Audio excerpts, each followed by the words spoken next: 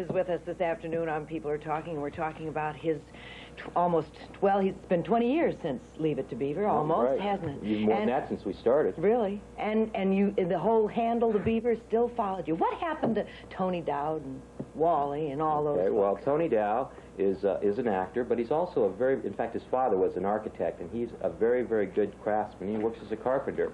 But when I say works as a carpenter, it's kind of misleading. What he does is he lives in Venice, which is down on the beach in Los Angeles. And he goes in and he'll find a lot that he wants to build on, and then totally by himself he'll build a house using almost no power tools. I mean, does everything by hand. Well, that's masochistic. Really? I mean, he even carries the wood. Like the lumber company will come and drop it off at the street, but he doesn't even have a helper come and help him carry the wood back. Is there a reason for somebody wanting to do that? Well, he's a perfectionist, and he does everything, as I say, in his own way, at his own speed. And as I say, I've seen the houses he built. They're beautiful. They're all done in copper and, you know, all sorts of mosaic and everything like that. They're beautiful houses. Really handmade. They're handmade. How long would it take him to build a house? Well, he's still working on his brick now. About 2 years to actually build it, where, as I said, a contractor could probably put up not a similar house, but a house in, 8 or 10 weeks if they really had to. But as I say, everything is done by hand, and all the joints and whatever fit perfectly. And Disney also still got his hand in acting? Oh, yes, as I say, that's what he does full time. But as an actor, a lot of times, you can work for, say, 5, 6 weeks and then not work for 2 months. Of course, now you can live off the money because it is quite good what they pay actors nowadays.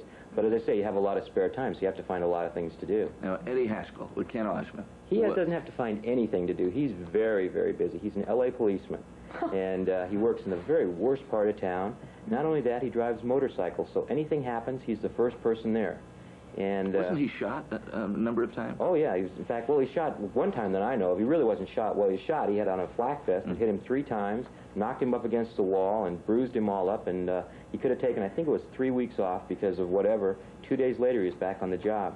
And he's a real skinny guy. I mean, he's still as skinny as he ever was. To get on the LAPD, he had to eat bananas and milkshakes for like 4 days because he was like 5 pounds under the weight limit. And here he is riding motorcycles down. Did you ever, when you look at the Beaver shows, want to throttle him? Actually not. Probably he's the best actor on Leave It to Beaver. And as I say, he's put up with more guff than any of us. Like little kids used to come up and kick him in the supermarket and say, "Be nice to Beaver." But he is actually, the nicest guy you could ever meet. And that is totally a character. And people can't believe that anybody could be that good an actor, that they could have a character that well developed. But as I say, he has the character well defined, but it's nothing like the real Ken Osmond. Yeah. Rob, you had a question. Yeah, I was wondering, Beav, what happened to Rusty Stevens, Larry Mondello? Larry Mondello. Now, I hadn't seen him. We just did Still the Beaver in 20 years because, well, I think it was the last year of the show, his father, who was in some sort of industry, was moved to Philadelphia, and he had, of course, moved with his family, so he wasn't on the last year of the show, and because of the long distances, we lost track.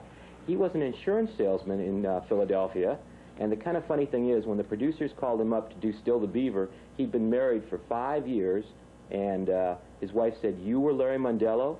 And he said, "Yeah." And she said, "Why didn't you ever tell me?" He said, "Well, I didn't, it never came up."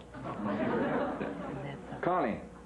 Yes, Jerry, I'd like to know if you're married, and if you are, could you tell us a little bit about your family? Certainly. Well, yes, I am married. I have 3 kids. I have an 11-year-old daughter named Tori. Of course, my wife's name is Rhonda.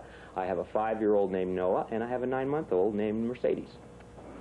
Now, if they want to go into the business, if they wanted to become child actors, would you let them? Well, I'll tell you, that's a really tough decision, and I think it's more tough for them than it is really for me.